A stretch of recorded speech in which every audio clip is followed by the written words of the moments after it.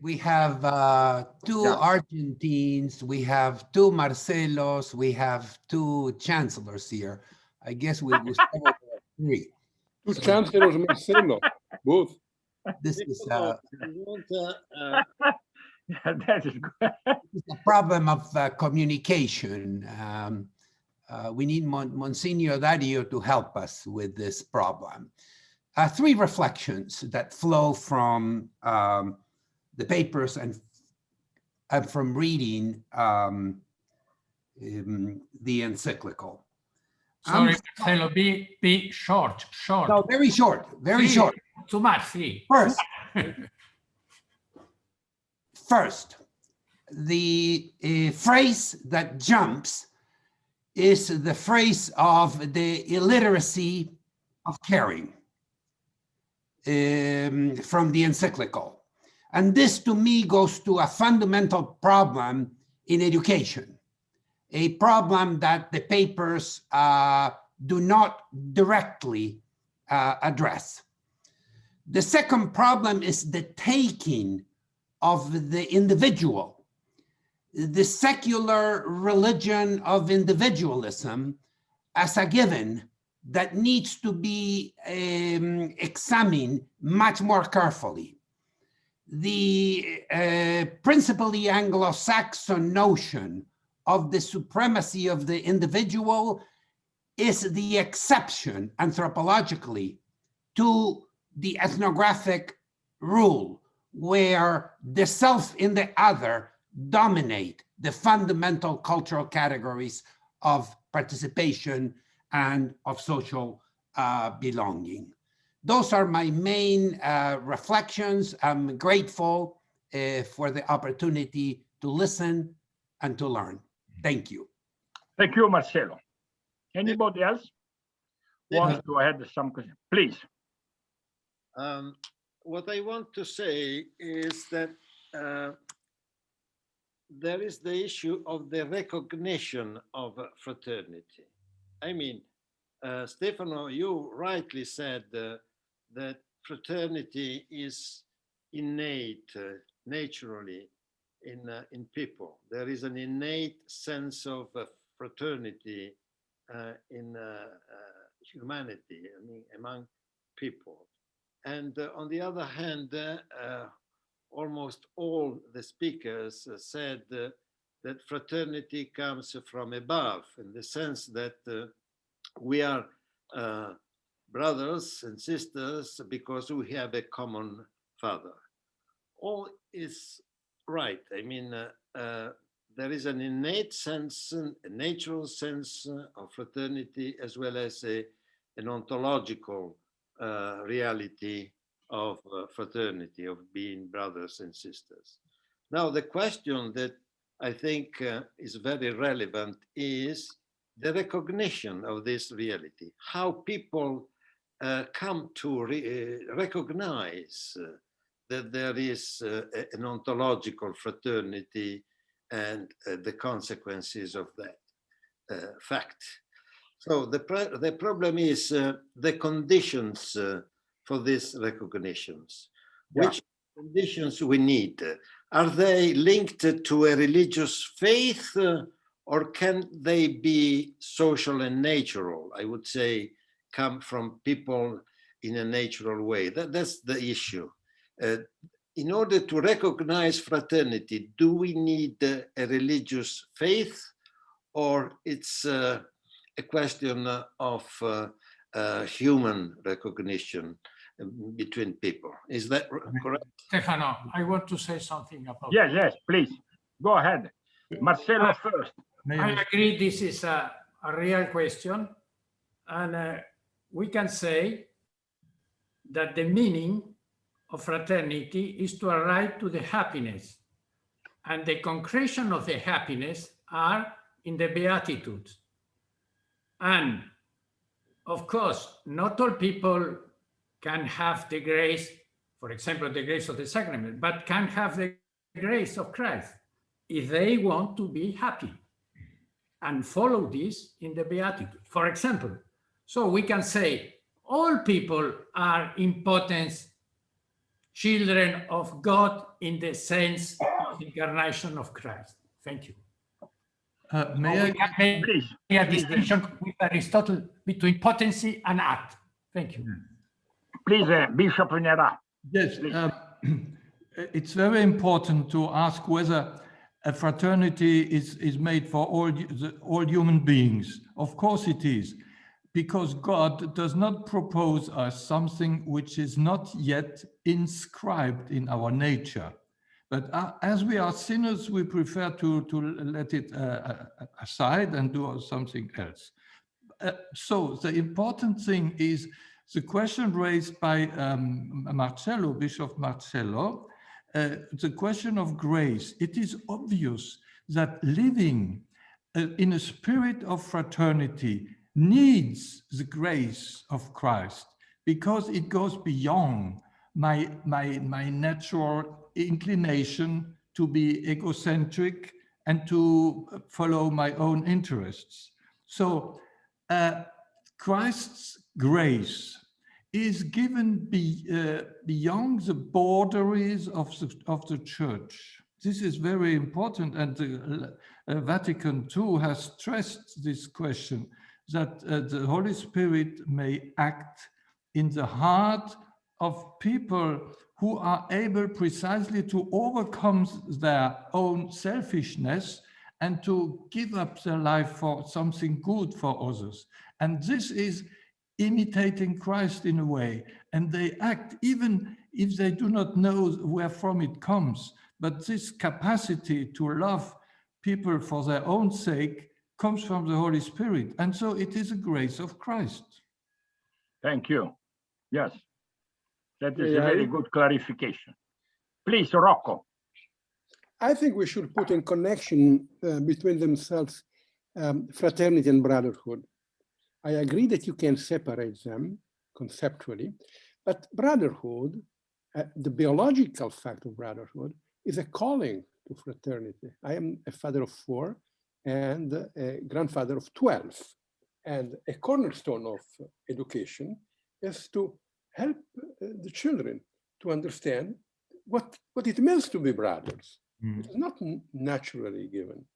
And in this education, well, there are an infinite number of factors, but in the end, it all depends on the grace of God.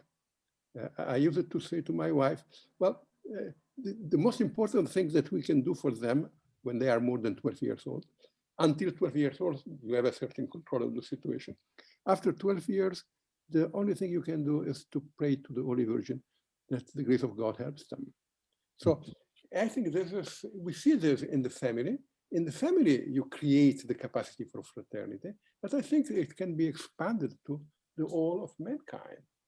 Of course, all human civilizations are an attempt to foster fraternity. And nevertheless, in this attempt, you always find an element of indetermination. Will they succeed? Will they not succeed? And not only of indetermination, they are also, there is a mixture of demoniac elements in all the civilizations. There is a wonderful book of Cardinal Danielou on the mystery of the salvation of the nations. And he says there is an original revelation of God to Noah, and those religions are good because they derive from this original revelation and promise of God to Noah, but they are also corrupted by the devil. And this is the reason why we need Jesus Christ to bring them back to their truth. Very good. Thanks, Rocco. Please, Rodrigo. Yeah, thank you. I would like to go back to the problem of recognition that was stated at the beginning of this dialogue, a recognition of brotherhood. Is it truly necessary to recognize that we come from God, that we have a common father? I would say quatse. The answer is yes. There is a philosophical and a theological source of brotherhood in our a recognition of God as a father. However, the problem of recognition is a problem of knowledge. It's a problem of practical knowledge. Paul Ricoeur has written a beautiful book on devoted to the topic of recognition of the other, the recognition of the dignity of the other. And I would say also Wojtyła and Hildebrand have made important reflections on a very peculiar problem of knowledge that is called value blindness. There are some habits that we can acquire that eclipse our capacity for recognizing the other as a brother, united by a common dignity.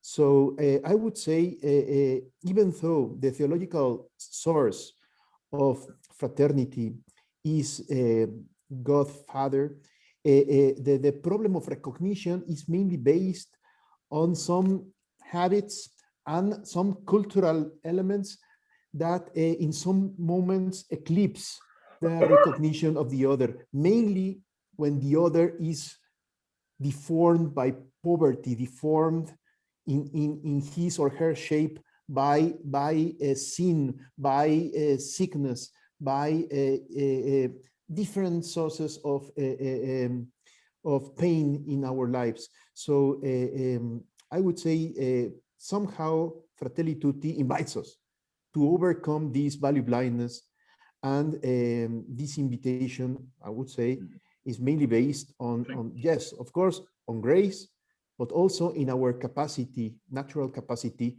to transcend the appearance and to go in depth in the insight of the dignity of the other.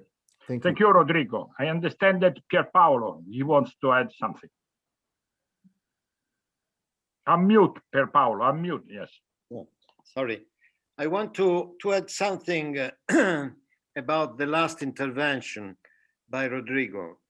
I think that in Ricoeur, the recognition is exactly the recognition of the other, of the face of the other, of the dignity of the other, but there is no relationship in between the two. Now, fraternity is a relationship, and we need to recognize not only the other, but the relationship which links me and you. Now, in Ricoeur, there is no relationship, as well as in Levinas. They say that there is no social relationship between them, that the social is something alien, strange in respect to the two people who look at each other in some way. So there is the need for a culture which can recognize the relationship. To recognize the relationship of fraternity, nature understood only as built into the human person is not enough, is not sufficient. You need a culture which can help people recognizing the relational content, the relational quality, and the causal properties of a fraternity as a relationship. So Ricoeur is not enough. That my Thanks, Pier Paolo. Well, I think that a clarification deriving from Aristotle himself between sociality and sociability. Right. Aristotle writes, sociality is the recognition about the existence of the other. That is what Levinas and Ricoeur do. Sociability means the necessity that I have to stay in relation with you, and the necessity that you have to stay in relation to me. The point is that most people confuse sociality with sociability. I don't know why, because they are completely different concepts. I can say, look, I recognize that you exist and you are there, but I never want to interact with you. I never want to, to spend an evening talking to you. And that is what makes the difference, I agree, between the line of thought of Levinas, etc. Of course, we know the reasons why they say so, but it is proper not to confuse the two things. Okay. Anybody else? Agree. Thank you. Sister. Okay, we have reached the time. 20 past 6. No, We've the been unique- working. We are Sorry, Stefan. staccanovists. The unique lady that we have want to say something, please. Give Yes, the- please, please. No, I was wanting to just come back to really the first presentation and some of the other things, also something you said, Stefano, about fraternity as a social principle. Because I think we've got a number of overlapping things here between, especially between Benedict and Francis. We've got the idea of reciprocity, we've got the idea of gratuitousness, now we've got fraternity as well. I'm wondering whether we could relate them better. You know, before I would have thought that we had solidarity with gratuitousness. You know, that solidarity was a sort of general principle, gratuitousness, or maybe reciprocity was a more. Now it's more fraternity, and I'm wondering whether I could think that we could get confusion amongst people if we don't sort of clarify what these words mean and what the overlap is between them. And I don't think it's all that clear in what we said. So I'm just interested what other people think about that. But thank you. Oh, you are right. But you see, the point is that solidarity can be impersonal. When I give money to the poor in Africa, for instance, I am solidarious with them, but I never interact. Perhaps I not even know the face of those receiving my donation. See, on the other hand, reciprocity presupposes the knowledge of the face of the other with whom I interact. In other words, the difference is between establishing impersonal links or personal links. And it is true that solidarity is much easier because it provided that you are, relatively speaking, generous. Everybody gives an offer, a donation, etc. But to establish an interpersonal relations, that is a real problem. That is the difference between donation and gift. A donation is something which is donated, is an object. Gift is an interpersonal relation, which is much more difficult. Okay, I think that we have to stop because we are staccanovists. We have been working with no stoppage for 3 hours and a half. But it's nice to have this kind of, we will, as you know, we will have another webinar in a couple of months on 2 different subjects, and then also, but you will get informed on the development of our academy. It's a real pity that we cannot stay together. Usually the food provided by Marcelo is very good in the casino, but and so it's a pity that, and I see here Paolo Carrozza, and do you want to say something about the webinar that you are organizing? Just to inform people here. Sure. So first, I'd just like to say one. I'd just like to say one sentence of gratitude for everybody. It's been a privilege to just sit back and listen to all these wonderful papers and be educated without having to do any work by myself. It's the perfect situation. And welcome also to our new colleagues at the Academy that I've not had a chance to interact with yet in this context. It's wonderful to have you here. Secondly, we are organizing in conjunction, the Academy in conjunction with the University of Notre Dame, a conference for this fall in October on inequality and the reconstruction of the common good. It promises to be very substantive and very engaging. So I hope that all of you will choose to participate, at least remotely, if you can't come and be there in person. Thank you. Thank you. Thank you. So, all the best. Gustavo, take care of Argentina, because otherwise you will be penalized. And you, Rodrigo, take care of Mexico. Oh, the president is not very happy with my writing. Because the future is in the hands of Latin Americans. Let's put that way, okay? So many thanks to everybody and all the best.